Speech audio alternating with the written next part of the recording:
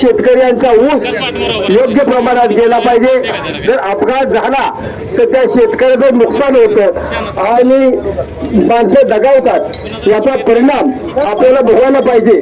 मी लोकप्रतिनिधी जे आता भाजपचे आहेत ते जे रील करून पाठवतात सब अच्छा ते आता कुठे आहेत लोकप्रतिनिधी? का लोकप्रतिनिधी जाग येत नाही?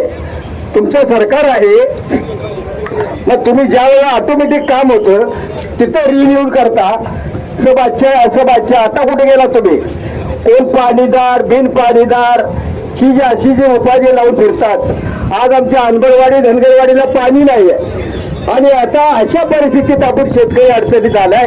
सह्याद्री सहकारी साखर कारखान्याची ज्यावेळेला वाहतूक होती जवळजवळ सुपण्यापासून देवेवाडीपासून ऊस येतो, इकडे बेलवडीपासून सगळा ऊस येतो, या उचारेगावपासून या ऊसाला जाण्याला एवढाच मार्ग आहे आणि तो जर खडतर असेल तर प्राणहानी ही नक्की होणार आहे। म्हणून माझी कारण त्या कंपनीला विनंती करायचं कारण नाही, म्हणून मी बाळासाहेब पाटलांना विनंती करणार आहे, आता ह्यांना आशीर्वाद द्यायचं बंद करा।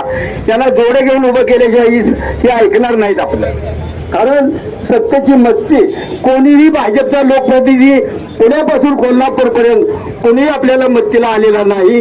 तर आपण सर्वांनी बाळासाहेब पाटलांच्या नेतृत्वाखाली पुढची जे काही दिशा मिळेल त्याच्याशी संघर्ष करायला तयार राहूया, एवढीच मी आपल्याला विनंती करतो।